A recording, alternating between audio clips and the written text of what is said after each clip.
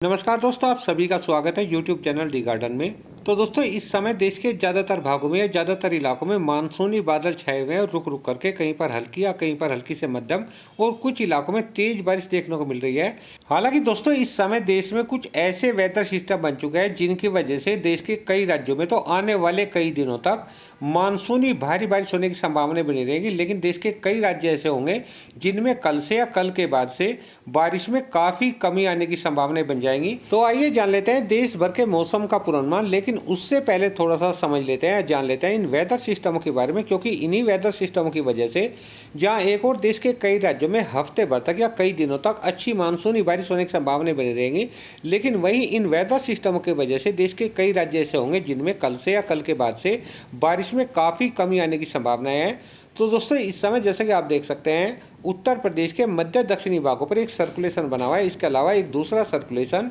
इस समय गुजरात के उत्तरी या राजस्थान के दक्षिणी पश्चिमी भागों पर बन चुका है। इन दोनों ही वेदर सिस्टमों की वजह से जहां एक और आने वाले कई दिनों तक या हफ्ते भर तक पंजाब, हरियाणा, एनसीआर, दिल्ली, उत्तराखंड, उत्तर प्रदेश, पूर्वी मध्य प्रदेश और बिहार के ज़्यादातर भागों में अच्छी मानसूनी बारिश होने की संभावनाएं बनी रहेंगी। वहीं देश के कई राज्यों में इन दोनों ही वेदर सिस्टमों की वजह से कल से या कल के बाद से बारिश में काफ़ी कमी आने की संभावनाएं हैं। तो आइए पहले थोड़ा सा समझ लेते हैं इन वेदर सिस्टमों के बारे में कि आने वाले दिनों में ये दोनों ही वेदर सिस्टम किस तरीके से काम करने वाले हैं। तो दोस्तों, जैसा कि आप सभी जानते हैं, बंगाल की खाड़ी में देखिए जब भी कोई वेदर सिस्टम बनता है, लो प्रेशर सिस्टम बनता है, वह हमेशा देखिए कुछ इस डायरेक्शन में आगे बढ़ता है। पहले वह उड़ीसा छत्तीसगढ़ के ऊपर से होकर के मध्य प्रदेश के ऊपर पहुंचता है, फिर यहाँ से कई बार गुजरात के ऊपर से होकर के आगे निकल जाता है और कई बार राजस्थान के दक्षिणी भागों से होकर के आगे बढ़ जाता है, निकल जाता है। लेकिन कई बार क्या होता है कि जिस समय तक बंगाल की खाड़ी से वेदर सिस्टम मध्य प्रदेश के ऊपर पहुंचता है, उस समय तक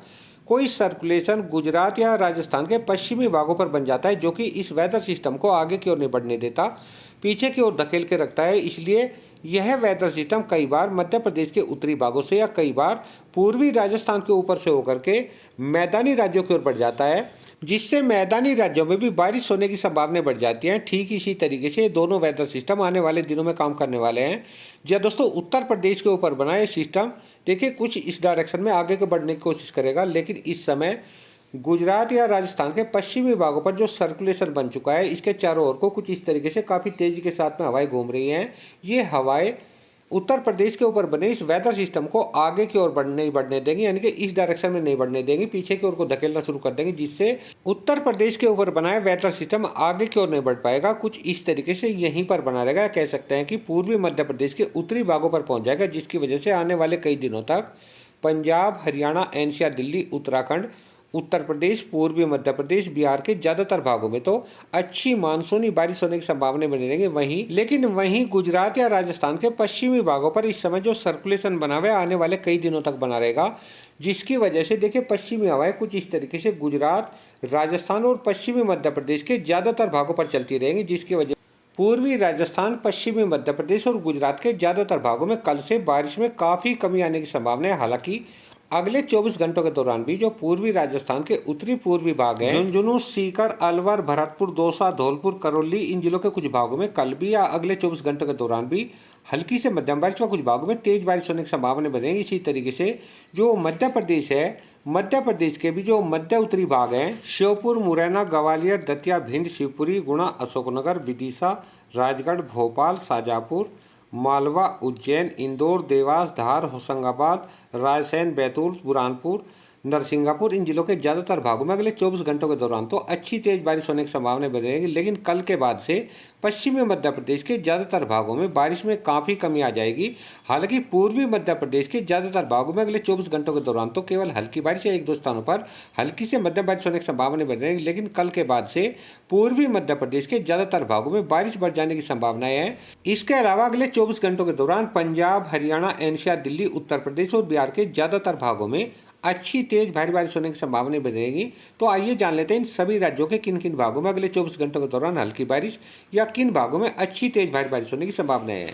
तो दोस्तों अगले 24 घंटों के दौरान पंजाब हरियाणा के उत्तरी भागों में तो केवल हल्की हल्की से मध्यम बारिश होने की संभावना बनी रहेगी, लेकिन पंजाब हरियाणा के जो मध्य पश्चिमी भाग हैं, जैसे पंजाब के पठानकोट, गुरदासपुर, अमृतसर, तरन तारण, कपूरथला, जालंधर, फिरोजपुर, मोगा, बरनाला, फरीदकोट, मुक्तसर, फाजिल्का, भटिंडा, मनसा, संगरू, इन सभी जिलों के साथ साथ हरियाणा के भी जो पश्चिमी भाग है, सिरसा, फतेहाबाद, हिसार, जींद, भिवानी, मेहंदरगढ़, रेवाड़ी, चरखी दादरी, झज्जर, गुरुग्राम, मेवात, पलवल, फरीदाबाद, इन जिलों के ज़्यादातर भागों में अच्छी तेज भारी बारिश होने की संभावनाएं बनी रहेंगी और एनसीआर दिल्ली के भी ज़्यादातर भागों में अच्छी तेज भारी बारिश होने की संभावनाएं हैं। हालांकि जम्मू कश्मीर, हिमाचल प्रदेश के ज़्यादातर भागों में कल से बारिश में काफ़ी कमी आने की संभावना है, जबकि उत्तराखंड के काफ़ी भागों में अगले 24 घंटों के दौरान भी अच्छी तेज भारी बारिश होने की संभावनाएं बनी रहेगी। इसके अलावा उत्तर प्रदेश की बात करें तो वैसे तो मौसम विभाग ने अगले 24 घंटों के दौरान उत्तर प्रदेश के ज़्यादातर भागों में अच्छी तेज भारी बारिश होने की संभावना जताई है। यह दोस्तों सहारनपुर से लगा करके शामली, बागपत, मेरठ, गाजियाबाद, गौतम बुद्ध नगर, मुजफ्फरनगर, बिजनौर, मुरादाबाद, अमरोहा, संभल, बुलंदशहर, अलीगढ़, मथुरा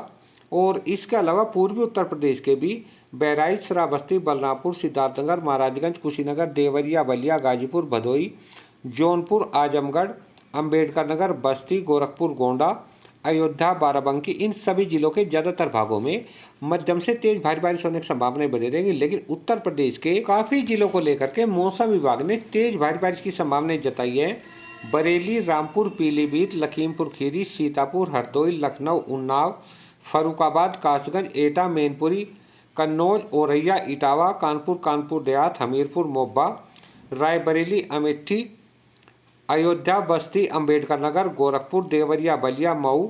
गाजीपुर, भदोई, जौनपुर, सुल्तानपुर, इन जिलों के ज़्यादातर भागों में मौसम विभाग ने तेज भारी बारिश की संभावना जताई है। हालांकि पूर्वी उत्तर प्रदेश के जो दक्षिणी पश्चिमी भाग हैं, जैसे बांदा, चित्रकूट, प्रयागराज, मिर्जापुर, चंदौली, सोनभद्र, इन जिलों के ज़्यादातर भागों में मौसम विभाग ने हल्की बारिश होने के साथ साथ इक्का दुक्का स्थान पर हल्की से मध्यम बारिश होने की संभावना जताई है। इसी तरीके से बिहार के भी दक्षिणी पश्चिमी भागों में तो थोड़ी हल्की बारिश होने की संभावना है, जैसे कैमूर, बक्सर, रोहतास, औरंगाबाद, अरवल, जहानाबाद, गया, नवादा, शेखपुरा, नालंदा, इन जिलों में तो केवल हल्की या हल्की से मध्यम बारिश होने की संभावना है। लेकिन बिहार के जो मध्य उत्तरी भाग हैं,